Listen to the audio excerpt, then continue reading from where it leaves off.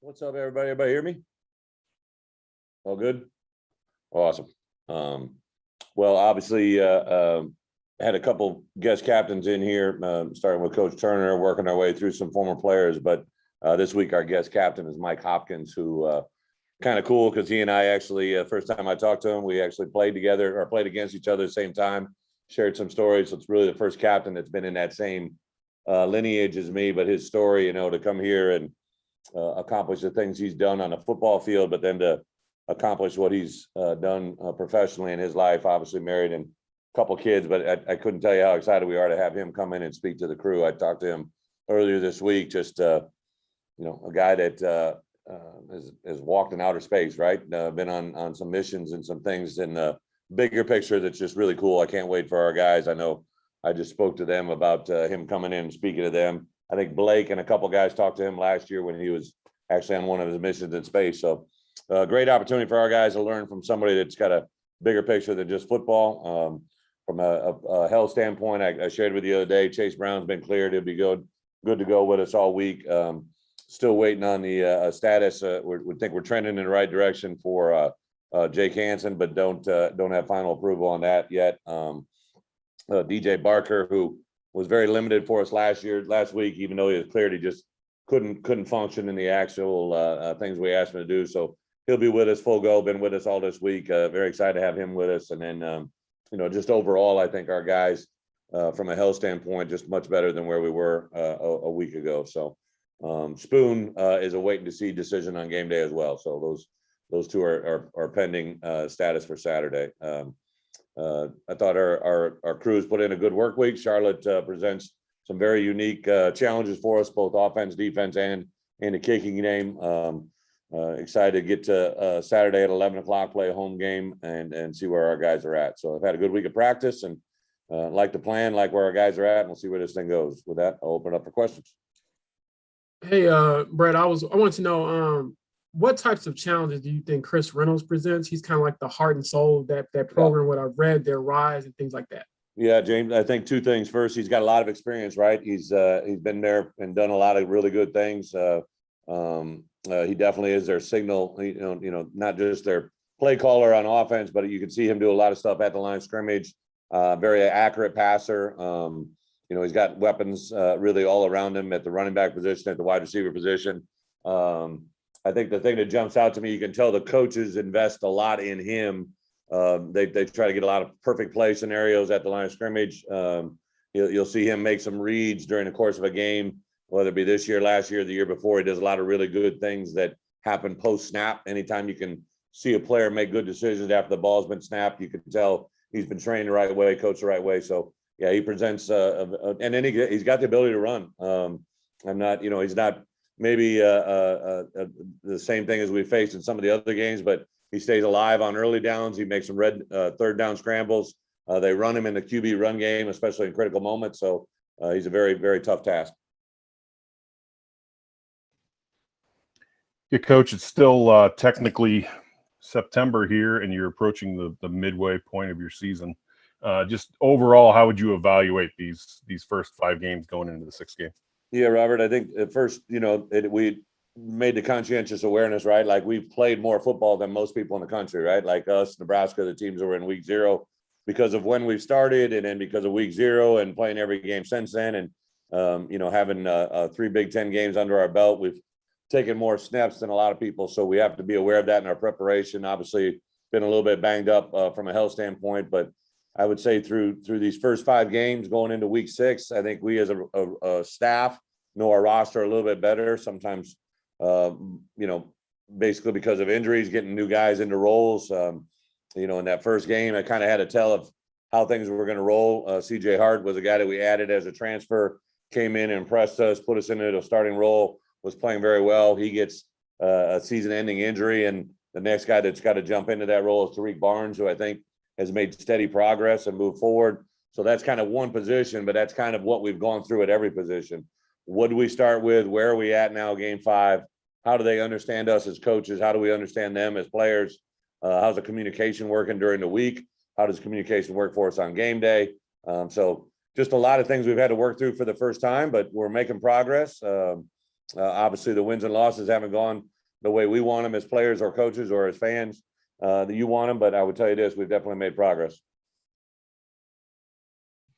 Bret, the other day you talked about the attention given to the quarterback position. Obviously, we ask about it a lot. Because of that attention and the importance of that single position, do you have to manage that position any differently than other positions? And if so, how? Absolutely. 100%. I think in my 13th year now as a head coach, obviously I've had a couple of guys that started multiple years, but I would even say within that, you treat that quarterback how you get to know them and how they respond, right? I've said this from day one. I think I might have even said this earlier in my pressers here that as a head coach, when you talk about a position, everybody's going to take note. It's covered. It's definitely highlighted. But when you're talking about the quarterback position in particular, it's something that gets magnified by 1,000. I often tell them when we're recruiting them as coaches and when we're in the recruiting process with their parents, as a quarterback, my mission as a head coach is to always protect them, right? Like when we have success, they get way too much credit beyond what's probably real. And when they have failure, they get way too much blame as a standard. I'm not saying that's always true, but I think just overall, people are hypersensitive one way or the other to quarterbacks. As head coaches, they're kind of seen as the face of the program. So without a doubt, I learned from my first quarterback, John Stocco, to where we are today with my relations with Brand Peters and Art. You get to know those guys, you get to know the environment and try to put them in a position to have success. Obviously, you got to have the physical tools you guys want in a quarterback, but what is the intangibles they have to succeed in, especially in a Big Ten spotlight? Yeah, I think again that depends a lot on the roster around them, right? So, I think a lot about my first Big Ten championship. Like you always kind of go back to what's the standard, where do you want to get? My first Big Ten championship was before there was a Big Ten championship game, so we won it outright during the season. And a quarterback was a guy by the name of Scott Tolzien, who was, I believe, committed to Toledo. We offered him maybe a day or two before signing date. He comes in, doesn't really play his first 3 years, but he ends up taking us to a 10-win season in his junior year and then a Big Ten championship his senior year. Scott had a lot of really good players around him, right? He was a very accurate thrower. He was a military background. Mom and dad raised a very disciplined young man that, like, literally, if I cut 10 minutes out of practice, he wanted to know why. He wanted every rep, all right? So I win my first two Big Ten titles. My first Big Ten title with him. And then the next year, the first Big Ten championship game season is with Russell Wilson, who obviously is a guy that's got extremely talented a live arm. He's got great vision, has the ability to make things when it's at its worst, make it at its best. You managed him totally different, or at least for me, being that first year with him, learning him, understanding him, realizing his strengths and weaknesses. And then the next year, literally started three different quarterbacks in a Big Ten championship season that you had to kind of transition by week. We lost Joel Stave in the first week of the Big Ten season. Then I transitioned through two different quarterbacks to get to the Big Ten championship year and the championship game and to ultimately win it, put up a lot of points against Nebraska and give us our third straight Big Ten title. Each one of those quarterback stories was different, right? And they got handled differently. That's just the fact of it. So you got to know your quarterback. You got to know the situation. Got to know the environment. And the biggest thing you want to do is make him have a confidence to have success, but also the players around him. Thank you, Bret. Appreciate it. Yep. Bret, I wanted to ask you about the guy you lined up with number 47 last weekend. I wanted on offense. I just kind of wanted to ask what you thought about Alex's performance in that spot that you put him in, and what leads you to the coaches to kind of throughout practice to go, hey, I think he can help us here and in this spot as you kind of go along throughout the season. Yeah, I think twofold. First, we realize and understand the roster that we have and what we want to do. We felt last week that if we could get in some 13 personnel, get bigger against Purdue in certain situations to cover up the edge and to take number 5 and neutralize him. Like a lot of times he was very productive when he was on an open side, or if you were allowed to put him in certain situations. So we really wanted to take 5 out of the ball game last week. George is a very talented player. So by formations, I thought Tony and the offense staff did some really good things. He was a factor really on the third play of the game when he had a strip fumble, but then he really didn't factor into the game as it played out.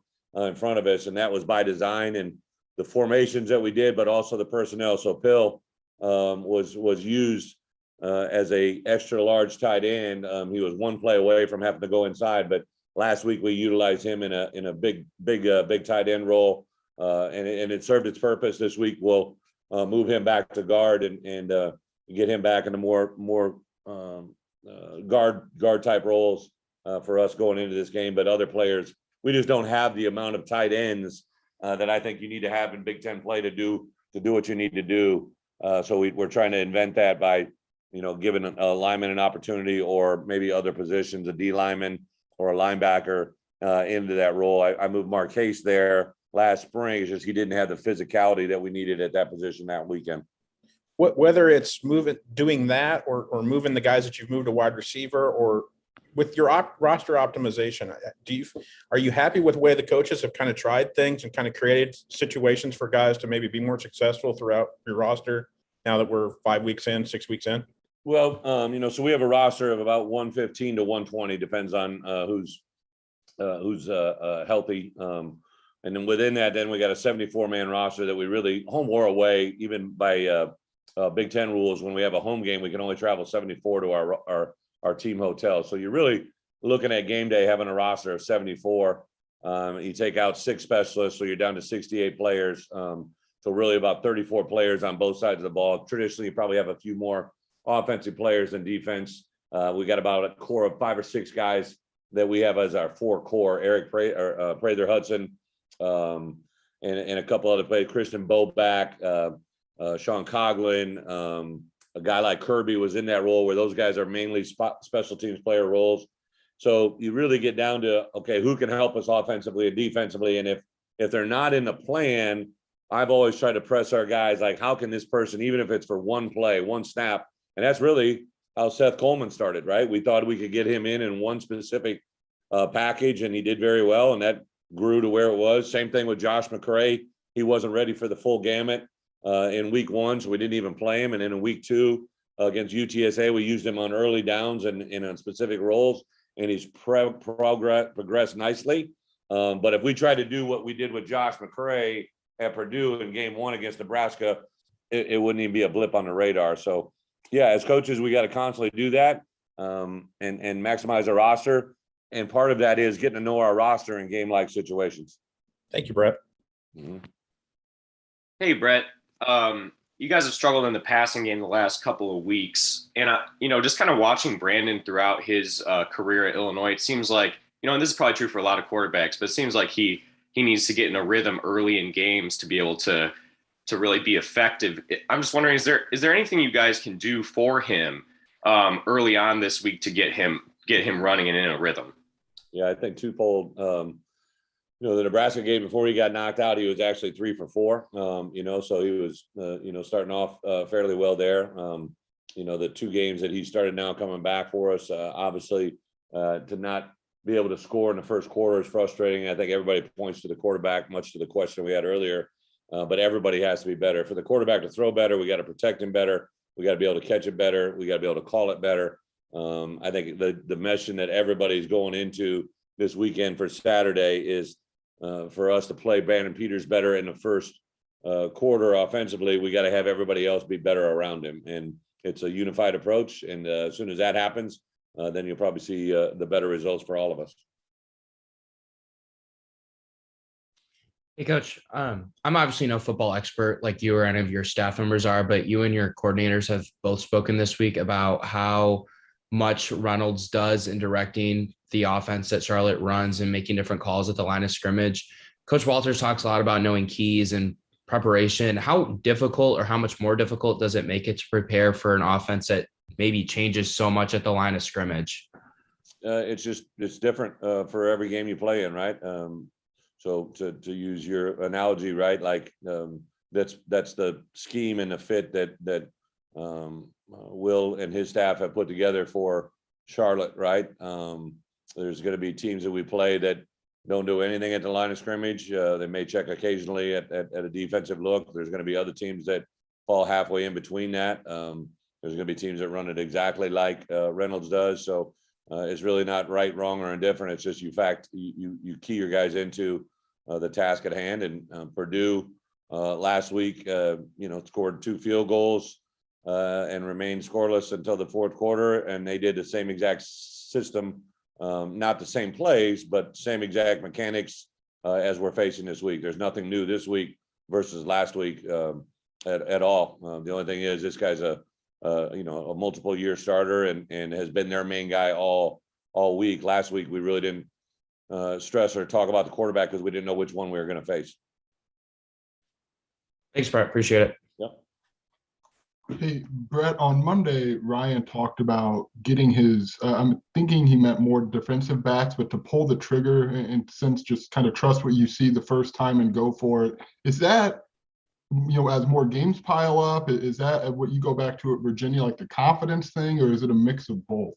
It's probably, Joey, I would say first you got to be able to identify the moment to pull it, right? So it's kind of the cliche, right? Like everybody learns at different rates. Everybody, learns different reactions by some guys that I've been around in the business learn very well through film. Some people can't process it all through film. They need to walk through it. Some can walk through it and get it, but others got to actually get the rep full speed to get it, right? So it's part of the process to learn where we're at. It's always interesting when the NFL guys come through and they ask you questions about players. And one of the leading questions that usually every scout will ask you is what type of learner is he, right? And what they're asking is he a visual learner? Is he a process learner? Does he have to learn through game reps? Can he get 5 walkthroughs and get the same reps or get the same effect of a live game rep? And it's every kid's a little bit different. They've been raised in different homes. They got different backgrounds. They have different learning mechanisms. Today's world, you have so much individualized teaching for kids and how they learn away from the game of football, but that actually does apply to the way they learn football. So it's really just getting to know your roster, getting to know how your players react, and then also just, coaching them, right? Like you can coach a kid out of a situation, right? Like if you make them so nervous that they don't want to make a play because they don't want to make a mistake, on the same account, you can have a kid that maybe you got to get up in his grill and let him have a little bit of hot sauce just to get him to respond the right way, right? Every kid's just a little bit different, and unfortunately, you got to learn that. Thanks, Brett. Yep. Hey, Brett, this season we've kind of only seen the backfield of Chase Brown and Josh McCray for only a half, with both of them healthy this week. And on the surface level, they kind of seem like the same bruising kind of back. How do you kind of work out how each of them runs different and how you can work each of them into the run game? Yeah, good point. I think Chase, we're still kind of working through that, right? Like there's been 2 games he hasn't been in, and like you mentioned, he's been out of 2 games early. So Chase, I will say this, just his, all of the things I've learned about him, the intangibles, all the preparation. He's excited to get out there.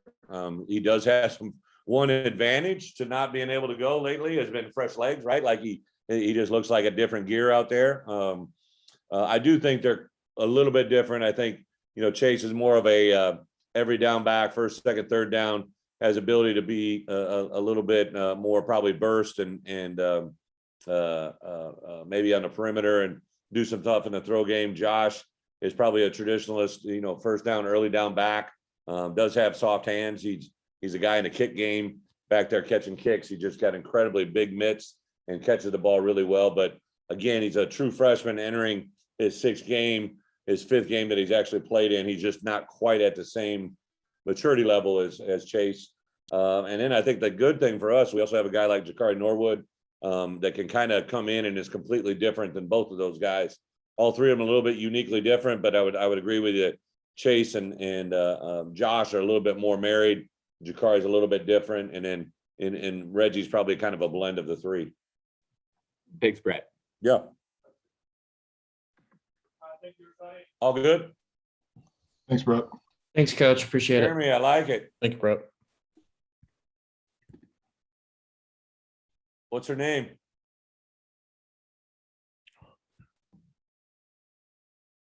Got you on mute.